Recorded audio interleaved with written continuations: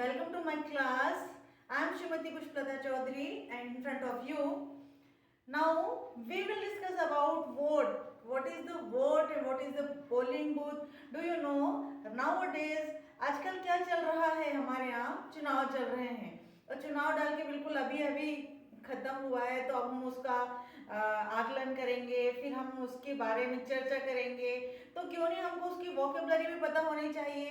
तो बिल्कुल उसी की वोकेबलरी लेकर के मैं आज आई हूँ आपके सामने और आई होप गाइस आपको बहुत अच्छे से समझ में आएगा, क्योंकि हम सबको 18 वर्ष के बाद में अपना मताधिकार का उपयोग करना पड़ता है ना। तो उन सबको हम क्या कहते हैं, क्योंकि अभी रिजल्ट तो आने के बाकी है, उसके पहले हमको इनको जान लेना चाहिए। तो चलिए शुरू करते हैं without wasting our time. Election related vocab है ना, तो इलेक्शन से रिलेटेड जितने भी वोकेब है मैंने कोशिश की है कि सब कुछ इसको इंक्लूड कर दूं इसमें। सबसे पहले तो आता है democracy. This is a festival of democracy, क्योंकि जिस दिन हम वोट डालते हैं उस दिन वास्तव में एक फेस्टिवल होता है जिसमें हमारे को अपने वोट का एक तो हमको अपना राइट के लिए हमें उसको देना पड़ता है कि इस समय राइट टू वोट बोलते हैं ना, जिसको कि हमारा अधिकार है, ये हमें देना है। और इसके लिए तो क्यों देना है, हमारे अपने डेमोक्रेसी के लिए देना है, प्रजातंत्र के लिए देना है ना। और फेस्टिवल है, त्योहार होता है डेमोक्रेसी। जब जैसे हमारे अन्य त्योहार होते हैं ऐसे हमारा ये भी एक प्रकार का त्योहार है, ठीक है। फिर राइट टू वोट, मताधिकार, मत का अधिकार है हमें, अपने राइट अपना राइट है हमें कि हमें किसे देना है, तो उसे बोलते हैं राइट टू वोट, मताधिकार। फिर अपन आगे चलते हैं कि चुनाव। सबसे पहले तो चुनाव को बोलते क्या इंग्लिश में, तो हम उसको इलेक्शन कहते हैं और उसे हम पोल कहते हैं, ठीक है। तो इलेक्शन हो रहे हैं अभी, तो इसी के चर्चा में हम इलेक्शन हो रहे हैं, चुनाव हो रहे हैं ऐसा कहते हैं, ठीक है ना। इट्स गोइंग ऑन, चल रहे हैं अभी। सो कास्ट द वोट, अब वोट डालना है तो बोलते हैं ना कास्ट द वोट, वोट डाल के वोट भी कर सकते हो अपन को, प्लीज वोट भी कह सकते हैं और कास्ट द वोट भी कह सकते हैं कि वोट डालना। I am going to cast a vote, मतलब पोस्ट डालने के लिए जा रही हूँ, या फिर I am going to vote के लिए भी जा रही। तो वो वोट मैंने भी होता है डालना, ठीक है ना, वोट डालना मतलब अपना मत डालना, ठीक है। चलिए पोलिंग बूथ जाते हैं, बिल्कुल उसको रिलेट करते हुए देखेंगे कि हम जाते हैं तो फिर कहाँ जाएंगे। तो हम पोलिंग बूथ पे जाएंगे, वो एक चैम्बर होता है जहाँ पर थोड़ी रश रहता है, सारे अधिकारी बैठे रहते हैं, ऑफिसर्स बैठे रहते हैं। फिर हमें कोई शाही लगाता है ना, किसी प्रकार का इंक लगाता है, कोई हमें बटन लगाने पे पिन लगाने के लिए परमिट करता है ना, और कुछ चेक करते हैं हमारे आधार कार्ड वगैरह को। तो पोलिंग बूथ कहते हैं उसको, मतदान केंद्र या कक्ष कहते हैं। अब किसके लिए मत करते हैं हम वहाँ पे, तो कोई ऐसा कैंडिडेट होता है जिसके लिए हम मतदान करते हैं, तो वो उसको बोलते हैं प्रत्याशी यानी होता है कैंडिडेट, है ना। जिस कैंडिडेट के लिए हम चुनाव के लिए जा रहे हैं, हम उसको वोट करने जा रहे हैं, तो कैंडिडेट होना चाहिए।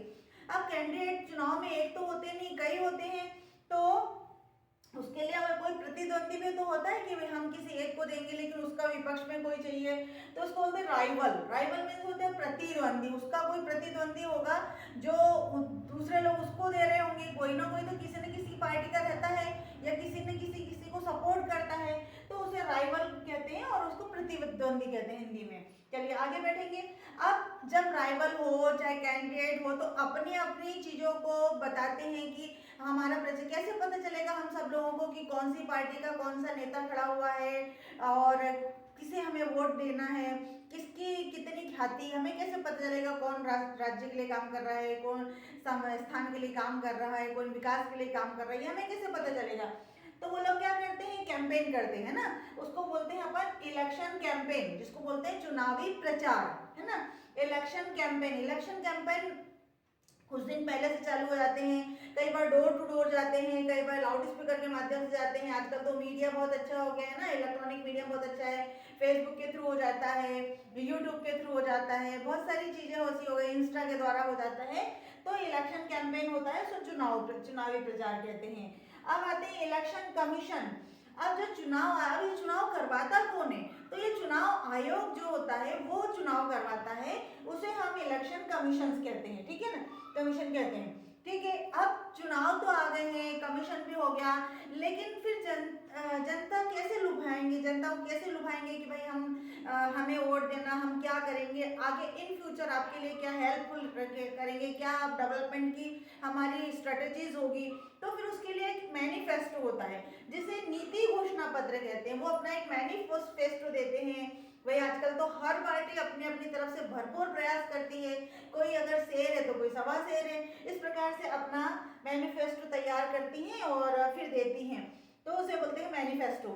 ठीक है, लेकिन मैनिफेस्टो भी हो गया, लेकिन अब किसी एक विशेष क्षेत्र के लिए होगा, है ना, तो उसे वो जो क्षेत्र होता है, जिस क्षेत्र के लिए ये काम कर जाता है, निर्वाचन क्षेत्र जिसे कहते हैं, उसे इंग्लिश में कॉन्स्टिट्यूएंसी बोलते हैं, कॉन्स्टिट्यूएंसी बोलते हैं, ताकि ये निर्वाचन क्षेत्र, उस निर्वाचन क्षेत्र के लिए वो व्यक्ति बंदा चुना गया है और उस पर हमको वोट डालना है। ठीक है ना। अब आता है एक अपोजिशन पार्टी, जैसे मैंने बताया था ना, प्रतिद्वंदी होता है, उसका प्रतिद्वंदी होता है, तो ऐसे अब ये तो कैंडिडेट टू कैंडिडेट हो गए, लेकिन पार्टी विशेष भी होता है कि भाई समझो कोई दूसरी बड़ी पार्टी है, फिर उसकी दूसरी बड़ी पार्टी का दोनों प्रतिद्वंदी, दोनों कैंडिडेट आमने सामने आ जाते हैं, उसको अपोजिट पार्टी कहते हैं। कि भाई जो पार्टी अभी सत्ता में है उसे तो नहीं बोलेंगे ना, उसे तो हम पार्टीधारी बोलेंगे, लेकिन उसके विपरीत भी तो कोई पार्टी होगी जो उसके खिलाफ लड़ती होगी, चुनाव लड़ती होगी, तो उसको अपोजिशन पार्टी कहेंगे, विपक्षी दल कहते हैं जिसे। फिर होते कॉन्टेस्ट, कॉन्टेस्ट मतलब चुनाव लड़ना। अब ये लोग सब कॉन्टेस्ट में उतरे हैं ना, ऐसा तो नहीं कि अपन एक पार्टी है, दो पार्टी है, बहुत सारी पार्टियां उतरती है, बहुत सारे लोग कैंडिडेट उतरते हैं, उसे हम कॉन्टेस्ट कहते हैं, इसे चुनाव लड़ना कहते हैं। ठीक है, चलिए आगे बढ़ेंगे। अब वोटर टर्नआउट, अब क्या होता है, अब अपन चुनाव डाल रहे हैं, थप्पा ठप्पा लगा रहे हैं, तो वहां पे टर्नआउट भी होता है कि उनकी उपस्थिति कितनी है। शाम को जब रिजल्ट निकलता है तो बोलते हैं ना 70% डल गए, 76% डल गए, 60% डल गए, तो ये होता है वोटर टर्नआउट, मतदाता की उपस्थिति क्या रही, क्या लोगों ने इंटरेस्ट किया, है ना, ज्यादा से ज्यादा हो तो लोगों को पता लगता है कि जैसे 70 अप टू 70% है तो बोलेंगे अच्छा रहा, और बिलो 50 है तो बोलेंगे बिल्कुल अच्छा नहीं रहा, तो ये वोटर की क्या हो जाएगी, टर्नआउट रहेगा, ये उसकी उपस्थिति रहती है कि उसने इतना इंटरेस्ट दिखाया उसमें। ठीक है, तो वोटर टर्नआउट कहेंगे। अब एक बहुत कीमती चीज कि भाई अब लोग किस चीज के लिए चुनाव हो रहे हैं, चाहे वो लोकसभा के लिए होंगे, चाहे नगर पालिका के लिए होंगे, चाहे विधानसभा के लिए होंगे, तो ये भी तो मायने रखती है ना, तो वो चीजें भी हमें पता होना चाहिए कि काय के लिए चुनाव हो रहे हैं। तो हाउस ऑफ कॉमन्स होते हैं और हाउस ऑफ पीपल, ये दोनों एक ही है, इन्हें हम लोकसभा कहते हैं ना। जब लोकसभा के चुनाव आते हैं तो उसे हम बोलते हैं हाउस ऑफ कॉमन्स और हाउस ऑफ पीपल, ये दोनों लोकसभा होती है। लेकिन इनके लिए इनके विपरीत जैसे कि होता है विधानसभा भी होती है, विधानसभा में असेंबली कहते हैं, विधानसभा में असेंबली होती है, तो अब इनके सदस्य भी तो होंगे, है कि नहीं, जिन सदस्य के लिए हम लोग अपना मत देंगे, उन्हें चुन करके वहां भेजेंगे, तो उन्हें हम विधानसभा सदस्य कहते हैं, और इंग्लिश में हम कहते हैं मेंबर ऑफ लेजिस्लेटिव असेंबली, जिसे हम एमएलए कहते हैं। ठीक है ना, member of legislative assembly, assembly के लिए ये लोग एमएलए हैं, जिसको बोलते हैं एमएलए, तो ये विधानसभा के सदस्य होते हैं, और ये राज्य सरकार में जाकर के राज्य में एक मंत्रिमंडल गठित होता है, और फिर उनके सब सदस्य होते हैं, है ना। चलिए, फिर हमारा एक चुना जाता है, इसको मैं धीरे धीरे आगे बता रही हूँ। चलिए, फिर होता है पार्लियामेंटेरियन। अब क्या होते हैं, सांसद, जैसे लोकसभा के चुनाव होते हैं जिसे हम सांसद कहते हैं, तो वो एमपी कहते हैं जिसे, तो पार्लियामेंटेरियन कहते हैं उसको, पार्लियामेंटेरियन कहते हैं, या फिर मेंबर ऑफ पार्लियामेंट भी कहते हैं, जिसे हम एमपी कहते हैं ना। तो ये पार्लियामेंटेरियन हो गया। अब ये भी तो होता है गाइस, ये तो सब होने के बाद में होता है कि एक आचार संहिता लगी, अभी ये काम नहीं होगा, ऐसा होता है, सुना है कभी ऐसा? तो वो आचार संहिता क्या है, उसे हम कोड ऑफ कंडक्ट कहते हैं। आचार संहिता को क्या कहते हैं, कोड ऑफ कंडक्ट कहते हैं।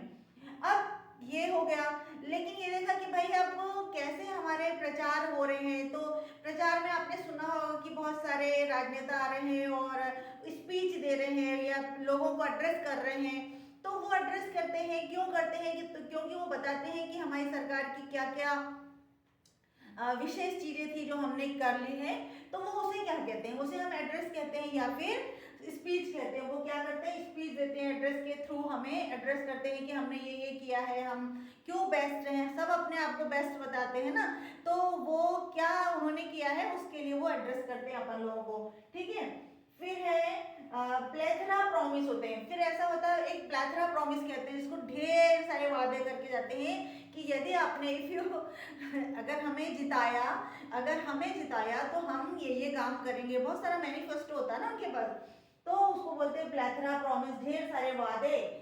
और कई बार क्या होता है दुष्प्रचार भी हो जाता है, तो उसे बोलते हैं प्रोपागेंडा, है ना, उसे क्या बोलते हैं अपन, प्रोपागेंडा।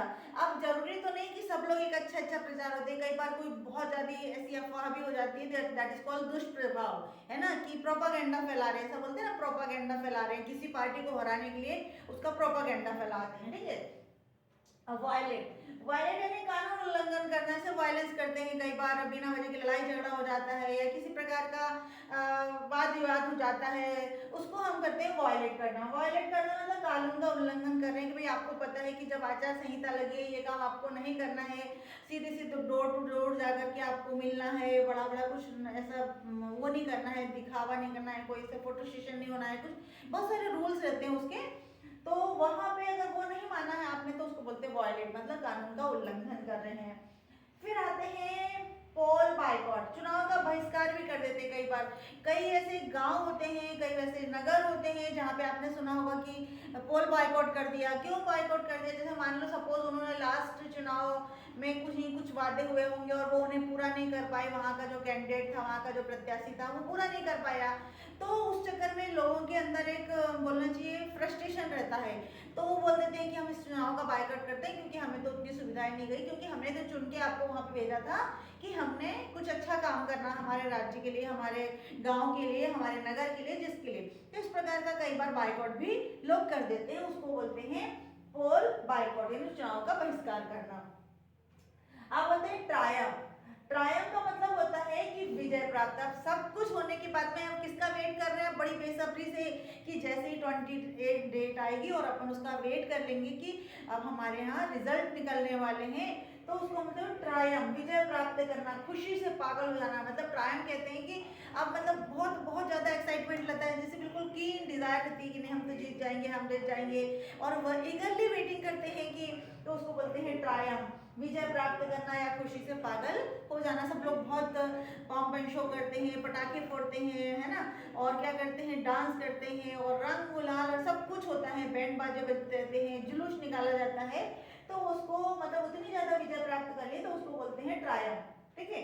अब ट्रायम्फ तो हो गया, लेकिन इसके बाद में फिर एक ओथ भी लेनी पड़ती है, ताकि भाई हम जनता के लिए आए हैं तो जनता के लिए कार्य करेंगे, तो उसे हम बोलते हैं टेक ओथ, यानी शपथ लेना। फिर वो शपथ लेते हैं अपनी जिस भी पोस्ट पे जाते हैं वो, और ओथ लेकर के फिर वो जनता के लिए काम करते हैं।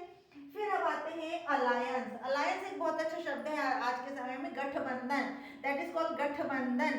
गठबंधन, सपोज कोई एक अकेला बंदा है, अकेला कैंडिडेट जीत करके आ गया है और अब उसको किसी बहुत ज्यादा बहुमत नहीं मिल रहा है, मतलब किसी चीज का, तो वो सबको अपने में मिलाना चाहता है कि चलो मिल करके काम करेंगे, तो इसे हम गठबंधन कहते हैं, और इसे इंग्लिश में अलायंस कहते हैं, ठीक है ना। अब लेकिन ये अलायंस छोटे स्तर पे हो गया तो सिंपल अलायंस से काम चल जाएगा, लेकिन जब बहुत बड़े स्तर पे हो जाएगा, बहुत सारे लोगों का गठबंधन होगा, तो उसे हम ग्रैंड अलायंस कहेंगे। ग्रैंड अलायंस मतलब बहुत सारे लोगों को करना, एक बड़ी राजनीति, बड़ी एक पूरी पॉलिटिकल पार्टी का एक फेरबदल हो जाता है कई बार, है ना, तो उसे बोलते हैं हम ग्रैंड अलायंस, ओके, ठीक है।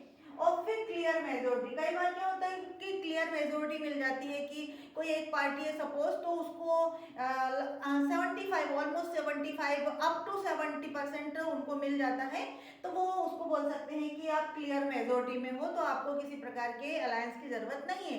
और सपोज 50% से भी कम हो जाते हैं तो उसे अलायंस की आवश्यकता पड़ती है, तो वहां पे हम उसे अलायंस कहते हैं, वो गठबंधन कहलाता है, ठीक है। आई होप गाइस ये सारे के सारे आपको बहुत अच्छे से समझ में आ गए होंगे, और मैं उम्मीद करती हूँ कि इन सब वोकेबलरी का आप यूज करेंगे और इन दिनों में आपको ज़्यादा यूज आएगी, और इस प्रकार की आपकी इंग्लिश भी एनहांस हो जाएगी और आपकी वोकेबलरी भी बहुत स्ट्रांग हो जाएगी। Thank you for watching me.